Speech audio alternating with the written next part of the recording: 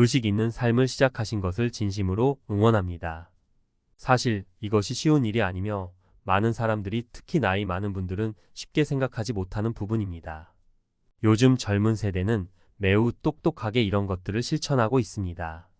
다만 아래에 별 도움이 안 된다는 댓글을 다신 분이 계신데 그분께서 조금 더 부드럽게 표현하셨다면 좋았을 것 같아 아쉬움이 남습니다.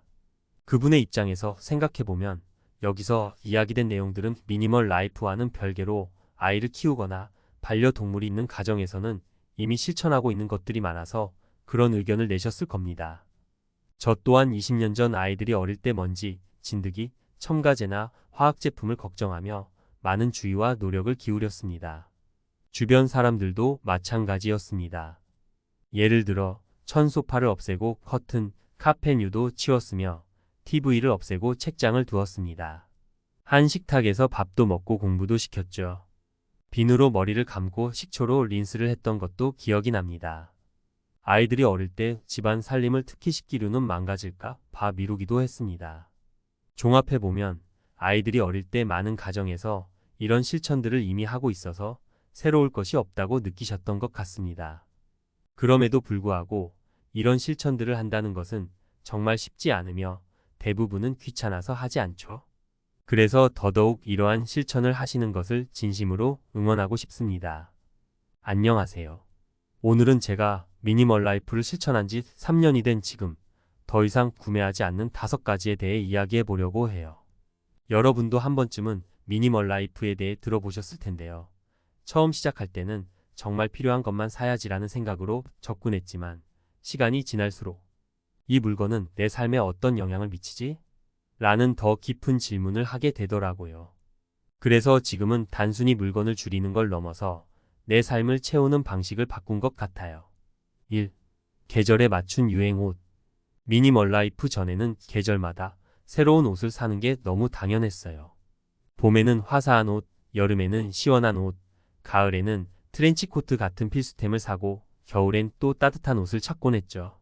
그런데 시간이 지날수록 옷장이 터질 듯 쌓여가고 그중 반 이상은 입지 않게 되는 거예요. 그래서 옷 구매를 완전히 새롭게 바라보게 됐어요. 계절이나 유행을 따라가기보다는 정말 나에게 잘 어울리고 오래 입을 수 있는 옷을 사는 거죠.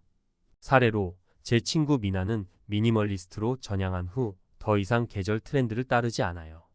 대신 그녀는 몸에 잘 맞고 편안한 기본 아이템을 선택해서 매년 스타일을 바꿔 입는 대신 같은 옷을 다양한 방식으로 조합해요. 처음엔 옷이 부족하진 않을까? 걱정했지만 오히려 스타일 고민이 줄어들어 더 행복하다고 하더라고요. 2. 잡다한 주방기구. 주방기구는 정말 쉽게 쌓이잖아요. 요리 프로그램이나 SNS에서 추천하는 새로운 주방 도구들이 나오면 저거 있으면 요리가 더 재밌어지겠지라는 생각으로 하나둘씩 사게 돼요. 하지만 실상은 어떨까요? 쌓여만 가고 결국 자주 쓰는 건 몇 가지밖에 없더라고요. 그래서 이제는 필요한 주방 기구만 남기고 나머지는 정리했어요. 예를 들어 커피 머신, 여러 가지 칼 세트, 전기 그릴 등등은 결국 자주 쓰지 않아서 정리하게 됐죠. 저희 부모님은 요리를 정말 좋아하시는데 처음에는 주방 용품을 하나둘씩 모으다 결국 주방이 좁아졌어요. 그래서 정리를 시작했는데 놀랍게도 그동안 거의 사용하지 않은 물건들이 엄청 많았다고 하시더라고요. 결국 필요한 몇 가지 도구만 남기고 더 이상 주방 도구는 사지 않으시기로 결심하셨어요. 3. 비슷한 종류의 전자기기. 요즘은 전자기기도 너무 쉽게 구매하게 돼요. 새로운 스마트폰이나 태블릿, 노트북이 나오면 이전 것보다 성능이 좋아졌다, 더 가벼워졌다는 광고에 홀려서 당장 사고 싶어지죠. 하지만 미니멀 라이프를 시작하고 나니 정말 필요한가? 라는 질문을 던지게 되더라고요. 지금 쓰고 있는 기기가 잘 작동하고 나의 필요를 충족시킨다면 굳이 새로운 기기를 살 필요가 없다는 걸 깨달았어요. 제 회사 동료인 수연은 최신 전자기기 매니아였어요. 항상 새로운 스마트폰이나 노트북이 나올 때마다 구매했는데 어느 순간부터 이게 반복적인 소비라는 걸 깨닫고 미니멀리즘을 적용하게 되었죠. 현재는 사용 중인 기기가 고장 나거나 성능에 큰 문제가 생기기 전까지는 새로운 전자기기를 구매하지 않기로 했다고 해요. 그 덕에 지출도 줄고 물건에 대한 집착도 덜어졌다고 하더라고요. 4. 인테리어 장식품. 집을 꾸미는 건 정말 즐거운 일이에요. 하지만 과하게 장식품을 사다 보면 어느 순간 집이 물건들로 가득 차버려서 공간이 더 답답하게 느껴지곤 하죠. 미니멀 라이프를 시작한 후에는 장식품도 정말 신중하게 구매하게 되었어요. 단순히 예쁘다는 이유로 사는 게 아니라 그 물건이 내 공간에 어떤 가치를 더해줄지를 고민하게 되었죠. 결국 더 이상 장식품을 사지 않게 되었어요. 대신 집안 분위기를 바꾸고 싶을 때는 물건을 바꾸기보다는 공간의 배치를 조금씩 바꾸는 걸 선호하게 됐죠. 제 친한 친구 현정이는 이사할 때마다 새로운 장식품을 사곤 했는데 미니멀리즘을 실천하고 나서는 더 이상 장식품을 구매하지 않는다고 해요. 그 대신 집안에서 자주 사용하는 것들만 남겨두고 나머지는 정리하면서 오히려 공간이 넓어져서 기분이 훨씬 상쾌해졌다고 하더라고요. 5. 유행하는 취미용품. 저도 그렇고 많은 사람들이 유행하는 취미에 금방 빠져드는 경향이 있어요. 새로운 운동 장비나 예술 도구, 게임 등 취미 관련 물건들을 사면 그 순간엔 즐겁지만 시간이 지나면서 점점 잊혀지거나 방치되기 일쑤죠. 그래서 저는 이제 취미를 새롭게 시작하기 전에 물건을 사는 대신 우선 경험해보고 나에게 정말 맞는지 확인해요.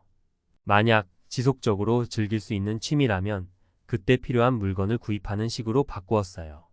제 동생은 홈트레이닝에 한참 빠졌을 때 다양한 운동 기구들을 사들였어요.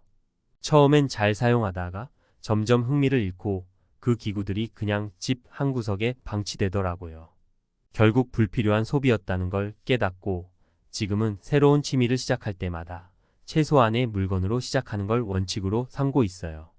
이렇게 미니멀 라이프를 3년 동안 실천하면서 더 이상 구매하지 않게 된 5가지를 살펴봤어요. 처음엔 이걸 안 사도 괜찮을까? 라는 생각을 했지만 시간이 지나면서 물건에 얽매이지 않는 자유로움과 더 가벼워진 삶을 경험하게 되었어요. 꼭 물건을 줄이는 것만이 미니멀리즘의 전부는 아니지만 내가 정말 필요로 하는 것에만 집중하는 삶의 방식은 더 많은 여유와 만족을 주는 것 같아요. 여러분도 혹시 더 이상 구매하지 않게 된 물건들이 있나요? 아니면 앞으로 줄여보고 싶은 것들이 있으신가요? 의식 있는 삶을 살아간다는 것은 쉽지 않은 일입니다. 바쁜 현대 생활 속에서 스스로의 삶을 돌아보고 생활 방식에 변화를 주는 것은 상당한 용기와 결단이 필요한 일입니다. 많은 사람들이 아직 이러한 변화에 대해 깊게 생각하지 못하고 있습니다. 특히 나이가 든 사람들은 기존에 살아온 방식에 익숙해져 있기 때문에 새로운 라이프 스타일을 받아들이는데 어려움을 겪을 수 있습니다.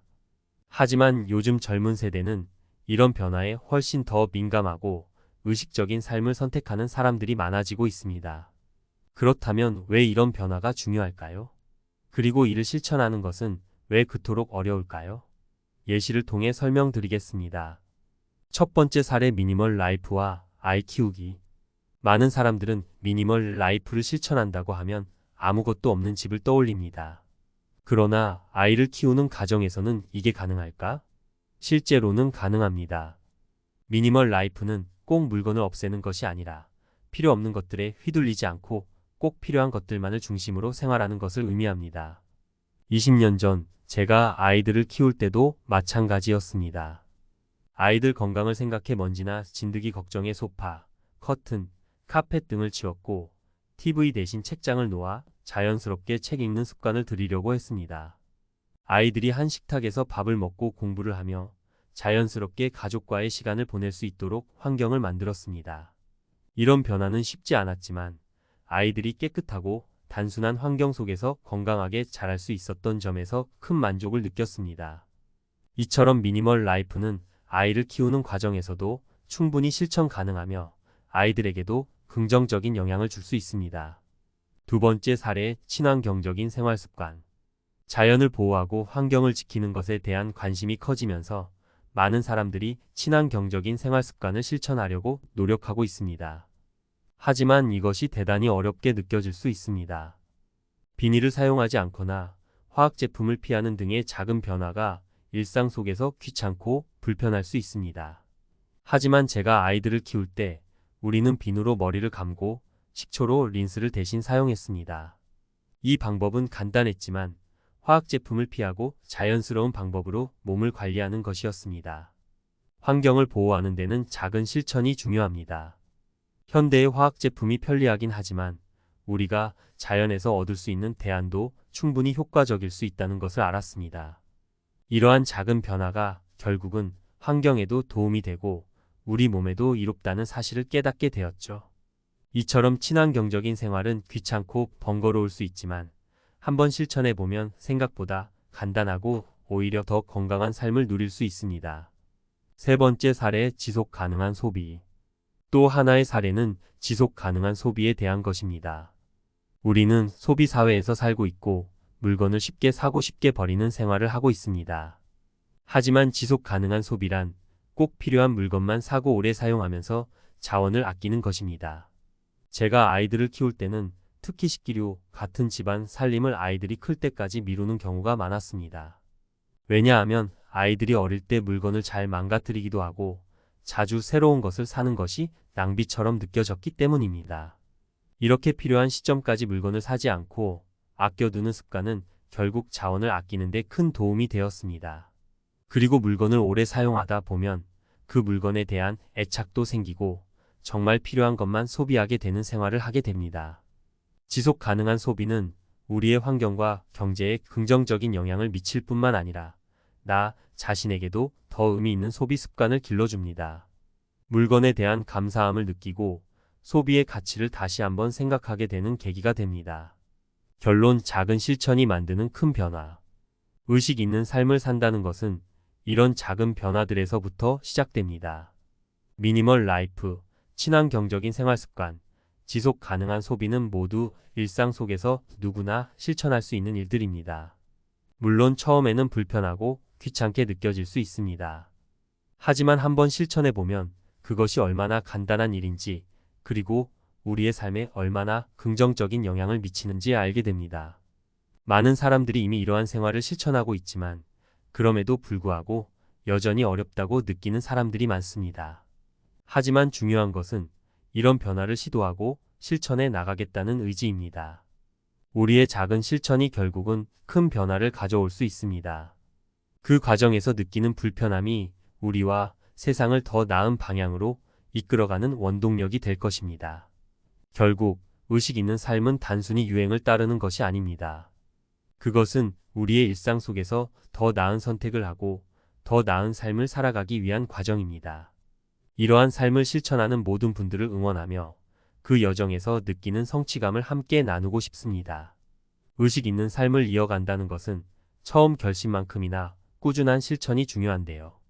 앞에서 설명드린 미니멀 라이프, 친환경적인 생활 습관, 지속 가능한 소비는 단순히 생활 방식을 바꾸는 것이 아니라 우리가 지향하는 가치를 반영한 삶의 방식입니다.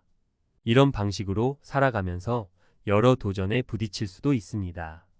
예를 들어 사회적 흐름은 여전히 더 많이 소비하라고 말하는데 그 속에서 나만 다른 방향으로 나아간다는 게 쉬운 일은 아니죠. 하지만 우리는 그런 흐름 속에서도 더 나은 선택을 할 수 있습니다. 의식적인 선택은 곧 삶의 질을 높이는 일이기도 합니다. 단순히 물건을 줄이거나 소비를 줄이는 것이 아니라 진정으로 나에게 필요한 것이 무엇인지 깨닫고 그것을 중심으로 삶을 재구성해 나가는 과정입니다. 많은 사람들은 이를 실천하면서 삶이 더 풍성해졌다는 말을 합니다. 아이러니하게도 덜 가짐으로써 우리는 더 많은 자유와 만족을 느낄 수 있는 것이죠. 예를 들어볼까요? 미니멀 라이프를 실천한 한 지인의 이야기를 해드릴게요. 그는 처음엔 단순히 집안을 정리하는 데서 시작했습니다. 불필요한 물건들을 정리하고 필요한 것들만 남겼죠. 그런데 시간이 지나면서 집안이 깨끗해지는 것 이상으로 정신적으로도 많은 변화가 찾아왔다고 해요. 집안이 정리되니 마음도 정리되고 스트레스가 줄어들고 무엇보다 자신이 진짜 중요하게 생각하는 것이 무엇인지 더 잘 보였다고 합니다. 이처럼 미니멀 라이프는 물건을 없애는 것이 목적이 아니라 삶의 본질에 더 가까워지는 길일 수 있습니다. 내가 정말 중요하게 생각하는 것은 무엇인가? 내가 매일 사용하는 것 중에서 진짜 나에게 가치가 있는 것은 무엇인가? 이런 질문들을 던져보면서 스스로에게 더 충실한 삶을 살 수 있게 되는 것이죠. 친환경적인 생활 습관도 마찬가지입니다. 처음엔 불편하게 느껴질 수 있습니다. 비누로 머리를 감는 게 더 나은가? 식초로 린스를 하는 게 정말 필요한가? 이런 생각이 들 수 있죠. 하지만 이러한 작은 변화가 모여 우리의 환경과 건강에 얼마나 큰 차이를 만들어내는지를 생각해 보면 그 불편함이 오히려 보람으로 바뀌기도 합니다. 자연을 보호하면서도 우리 스스로도 더 건강하게 살아갈 수 있는 방법을 찾는 것, 그것이 진정한 의미의 친환경적인 삶이라고 할 수 있죠. 마지막으로 지속 가능한 소비에 대해서도 이야기해 볼게요. 우리는 필요 이상으로 많은 것을 사고 빠르게 버리는 소비 사회에서 살아가고 있습니다. 하지만 이런 방식은 장기적으로 우리 자신에게도 지구에게도 도움이 되지 않죠. 지속 가능한 소비는 물건 하나하나를 신중하게 선택하고 그 물건에 대한 애착을 가지고 오래 사용하는 것입니다. 사실 이 방법이야말로 우리의 경제적인 부담을 줄이고 환경에도 기여할 수 있는 최고의 방법이죠. 저의 또 다른 지인은 이 지속 가능한 소비를 실천하기 위해 매년 구매 안 하기 달을 정해놓고 지키고 있습니다. 그 달에는 정말 필요한 것이 아니면 아무것도 사지 않기로 결심하는 것이죠. 그렇게 지내면서 자기가 진정으로 필요한 물건과 그렇지 않은 물건을 구분하게 되었고 소비에 대한 생각이 완전히 바뀌었다고 합니다. 한 달 동안 아무것도 사지 않으니 평소에는 보지 못했던 집안의 물건들이 눈에 띄고 그 물건들로도 충분히 생활할 수 있다는 것을 알게 되었다는 것이죠. 이처럼 의식적인 소비는 나 자신을 더 잘 알게 해주고 불필요한 소비를 줄여 환경에도 큰 도움이 됩니다. 이것이야말로 지속 가능한 삶을 살아가는 첫걸음이라고 할 수 있습니다. 결국 의식 있는 삶을 사는 것은 작은 선택에서부터 시작됩니다. 오늘의 선택이 내일을 바꾸고 그 작은 변화들이 모여 더 나은 세상을 만들어가는 것이죠. 미니멀 라이프, 친환경적인 생활, 그리고 지속 가능한 소비, 이 세 가지는 단순한 유행이 아니라 우리 삶의 질을 높이고 미래를 준비하는 중요한 실천들입니다. 이런 실천을 하는 데 있어 처음에는 어려움이 따를 수 있습니다. 하지만 한번 그 과정을 겪고 나면 그 변화가 우리 삶에 얼마나 긍정적인 영향을 미치는지 알게 될 것입니다.